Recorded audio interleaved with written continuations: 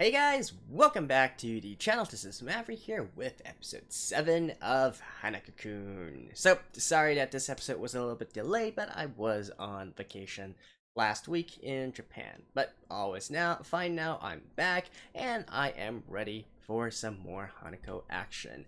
And last episode, we got a lot of revelations, right? We learned more about the backstory of Hanako, so he's actually called, Yugi Amane, I think. And we know that he's a special little kid because he managed to change his destiny. Now, why that is so, I think I gave a few of my sort of theories in the last episode. I think it has something to do with family, probably, maybe, and honestly, I don't know if we're going to be even able to confirm or deny that within this season, right? But beyond that, we actually still got a lot of different stories and stuff to wrap up. We still got the who's Minamoto, I think.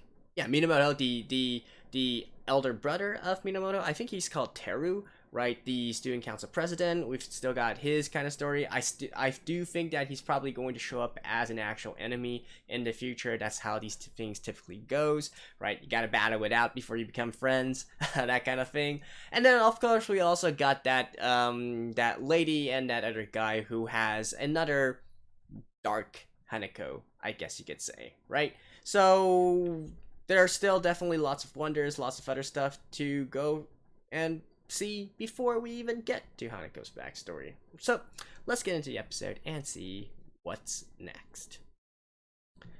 Alright, let's begin in 3, 2, 1, play.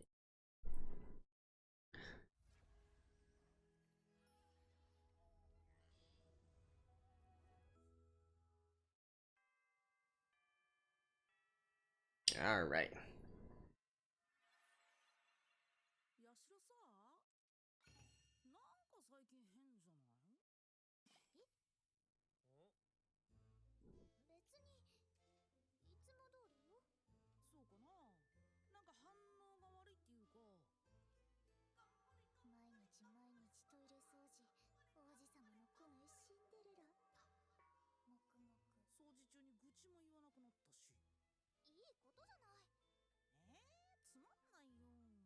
I guess she has lots on her mind.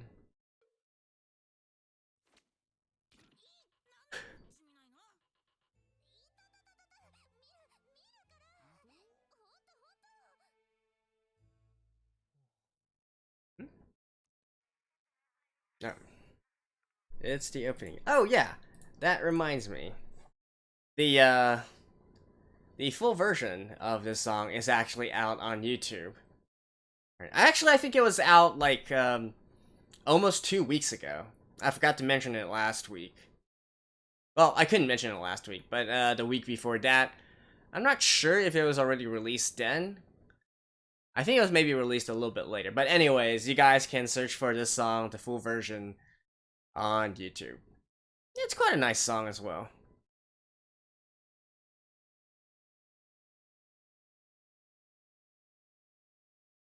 And you get to see some live action representations of the characters within the school. So that's also quite fun as well.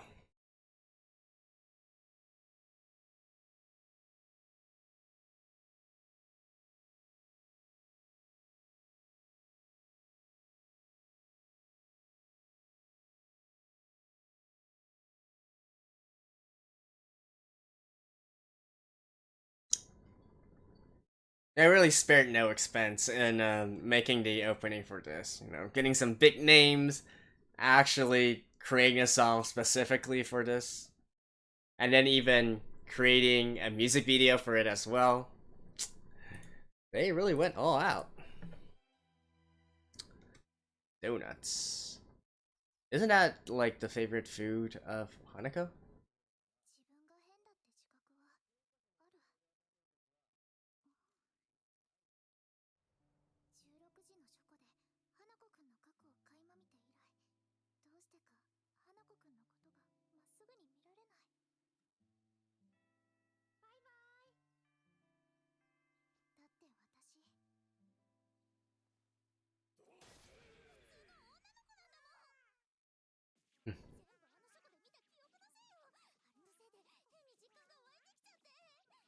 Poor Moke. They're just there. I...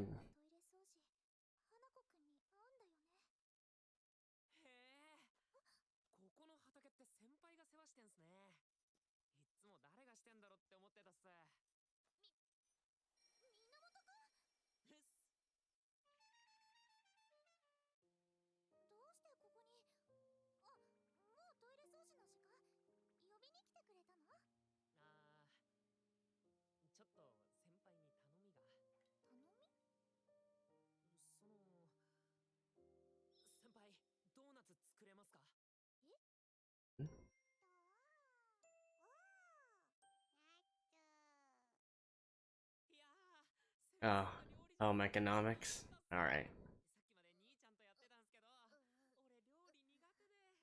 Wait, can you cook? Oh, right, yeah. No, wait, never mind. She. Um.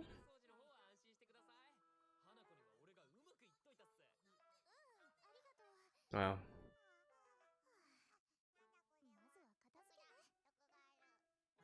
I mean, we don't really know if Yashiro can cook or not. I mean, she kind of failed in the first episode, but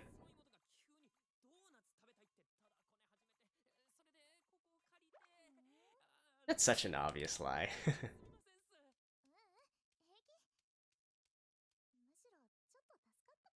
But her failure in the first episode might be because of the ingredients and not specifically her own abilities. So, let's see how this works.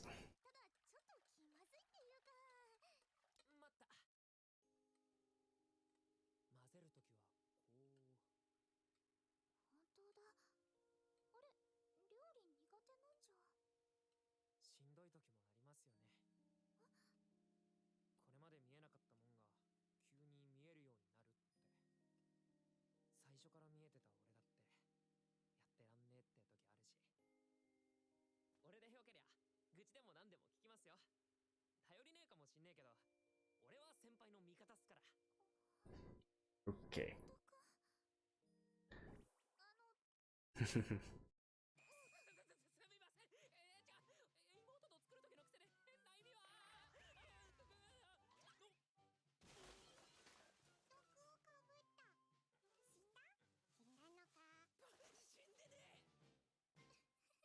Straightforward appeal.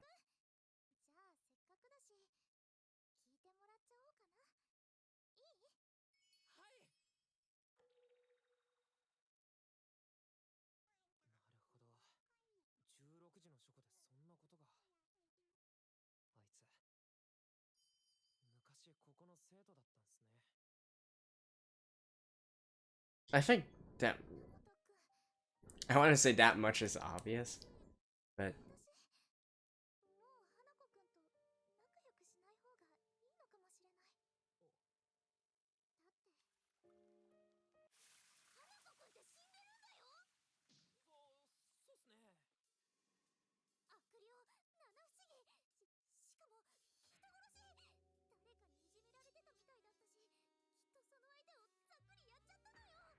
I guess that's a pretty uh that's a pretty good guess.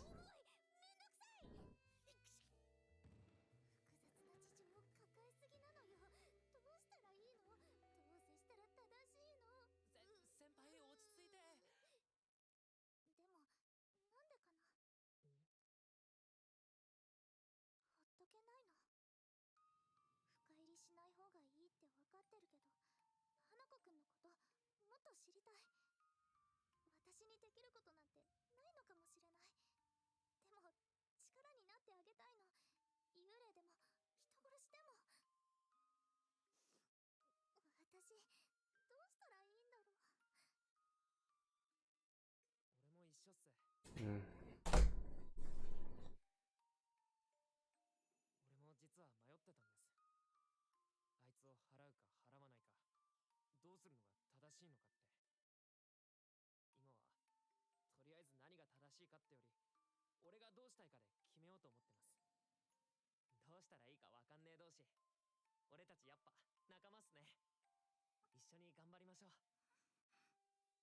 Is that why you two are making donuts?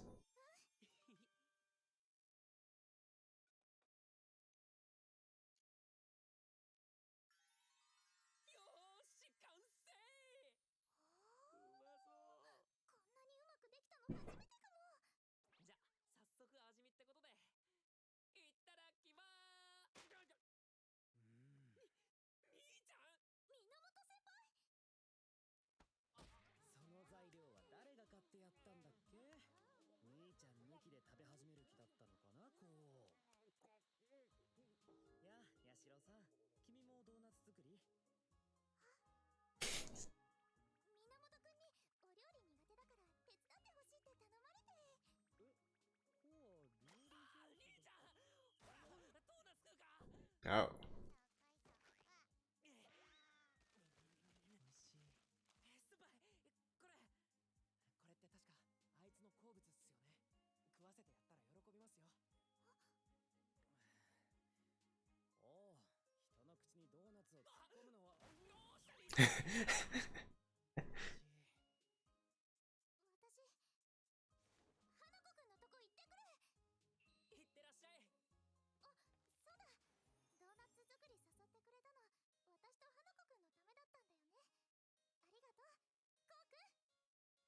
Kokun.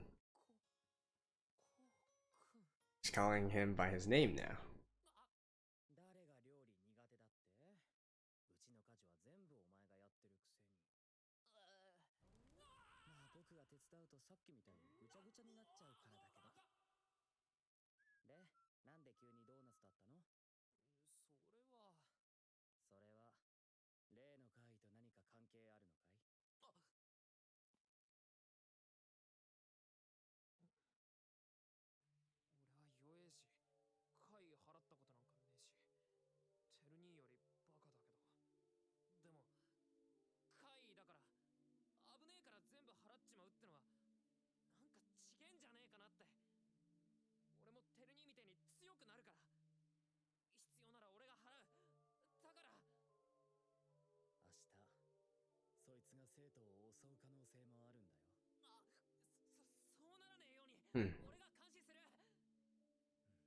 Is this like maybe foreshadowing the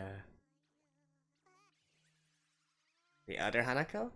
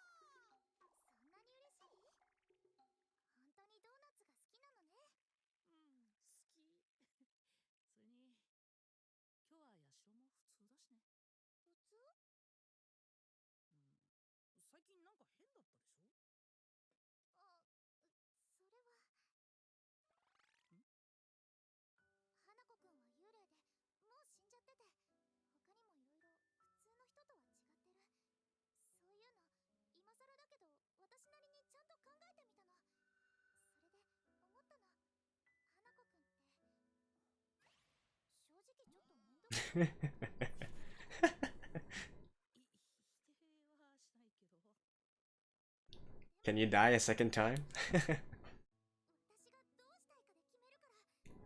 Probably.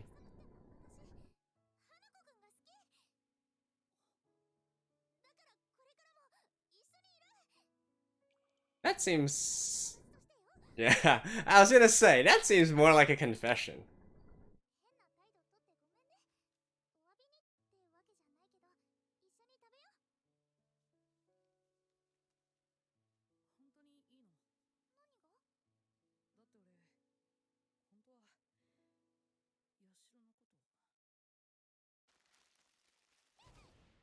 Hmm? Oh.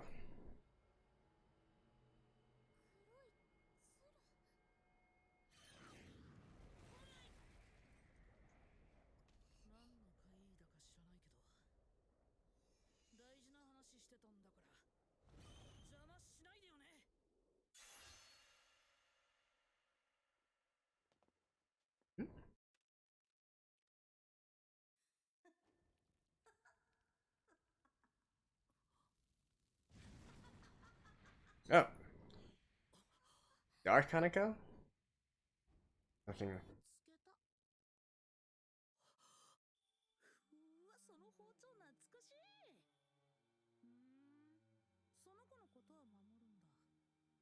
Huh. Even execs. Oh, maybe the original one? What? Ah, this is the guy he killed.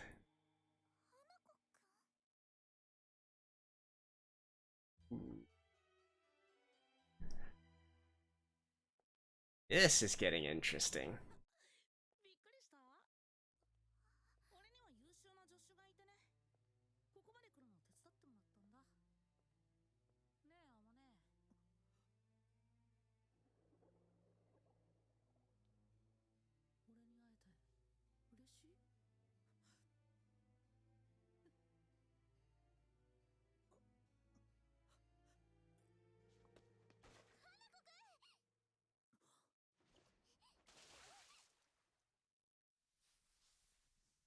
Ooh.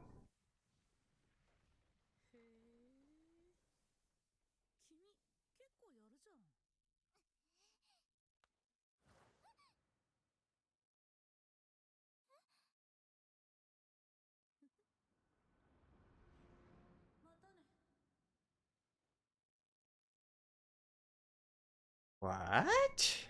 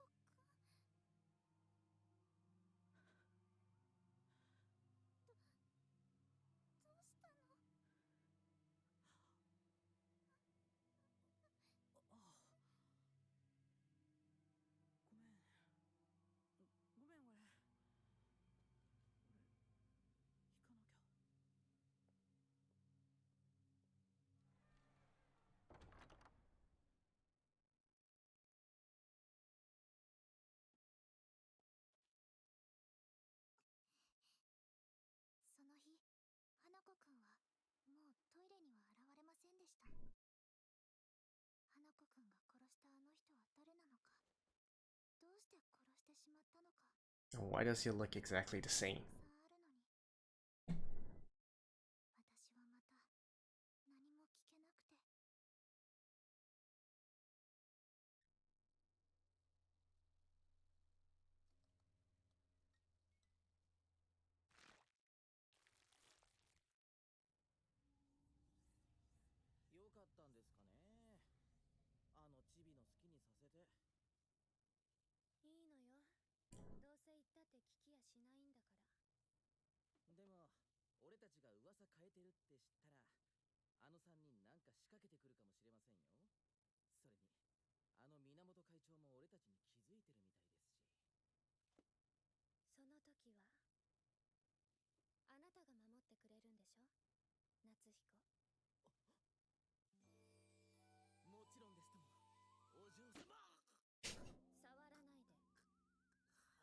So who are you? What are you trying to do?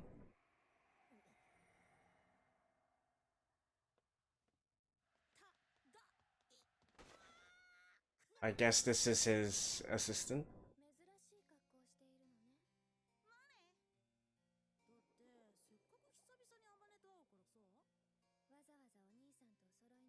Your brother?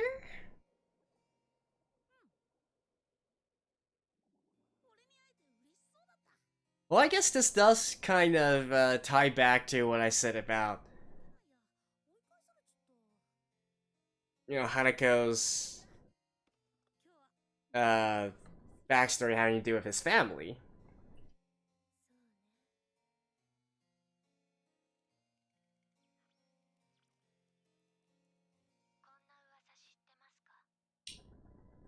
Oh, so she talks about these rumors over the broadcast system, and then people listen to it, and then they start.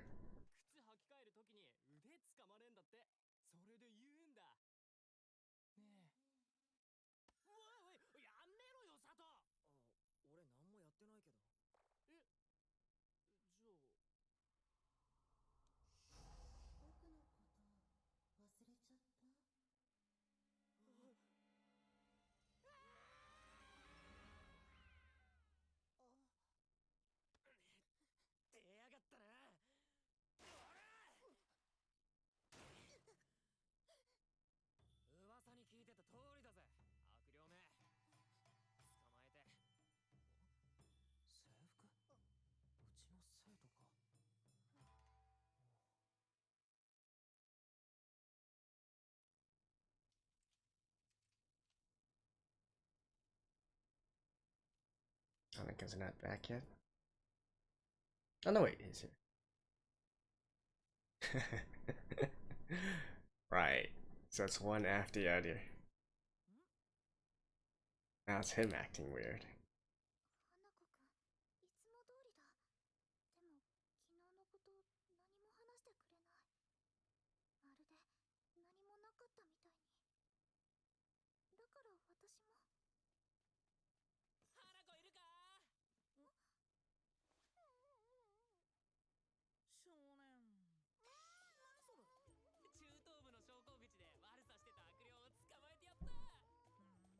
But he's not a spirit?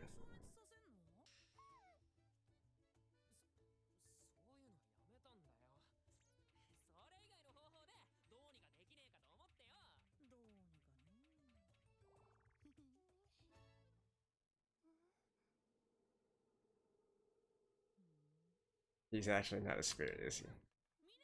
Oh wait, he is? Okay.